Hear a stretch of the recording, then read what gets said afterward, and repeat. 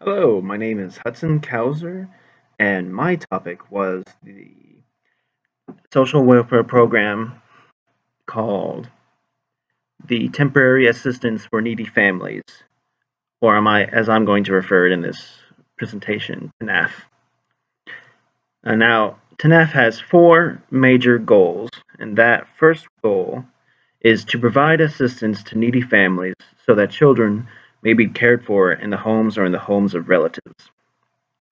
Second goal would be to end the dependency of needy parents on government benefits by promoting job preparation, work, and marriage. And the third goal is to prevent and reduce the incidence of out-of-wedlock pregnancies and establish annual numerical goals for preventing and reducing the incidence of these pregnancies. And the fourth goal is to encourage the formation and maintenance of two-parent families. In researching this uh, policy, I found two articles. The first article is titled Trauma-Informed Temporary Assistance for Needy Families, a randomized controlled trial with a two-generation impact. The authors of these articles are Leila G. Bushiri, Jerome Dugan, Falgum Patel, Sandra Bloom, and Mariana Chilton, and it was published in the Journal of Child and Family Studies. The issue that this article is trying to address is TANF participants not achieving self-sufficiency, and it attempts to see if additional intervention would increase income, improve behavioral health, and reduce hardship. Now, most families who participate in the TANF have serious behavioral health challenges that hinder the ability to reach self-sufficiency. TANF does not seem to be able to combat this issue effectively, or TANF does not address the issue at all. TANF has attempted to improve outcomes of families without addressing adverse childhood experiences or the prevalence of community violence that affect the families that participate in TANF. How can these families expect to reduce the reliance on TANF without assistance on learning and how to deal with behavioral health challenges that affect them?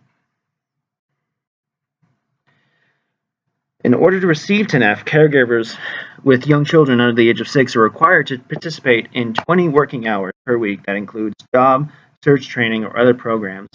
However, since evidence shows the majority of such programs do not address the well-being of these families, nor are there incentives to help caregivers find steady, well-paying opportunities, in many instances, TANF participants may get jobs but do not succeed in keeping them, only to return to TANF again. Almost one-third of TANF recipients have work-limited health conditions and high exposure to violence and adverse of families and communities. To date, however, there has been no intervention that has sought to integrate trauma-informed practices and programming into TANF programming for caregivers who are required to carry out work participation in order to receive benefits. I believe the larger issue of this policy is that TANF fails to help the families who participate in it and need to adopt more intervention programs to be successful. The second article that I researched is titled Learning Problems as Predictors of Depressive Symptomology in Women TANF Recipients.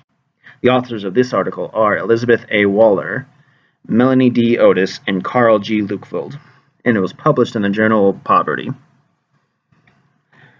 This article addresses a group of women TANF participants that were examined to determine if learning problems were a predictor in depressive symptomology among them.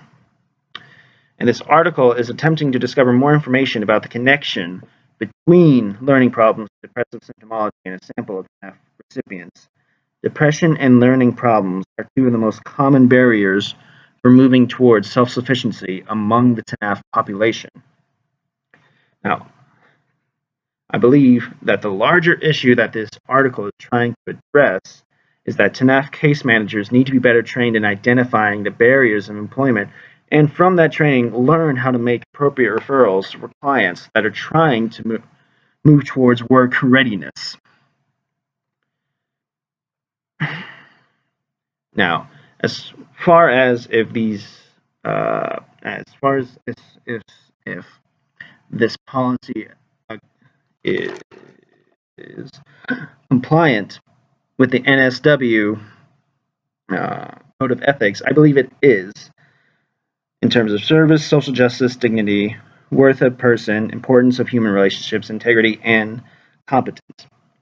However, I do believe that this program is lacking a bit and could definitely use some improvements upon its structure, as it does regularly fail to meet the needs of families who participate in this program.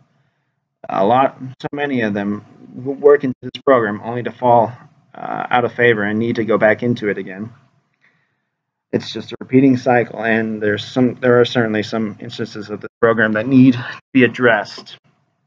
And my question to my fellow classmates would be, what do you think could be improved upon in this program?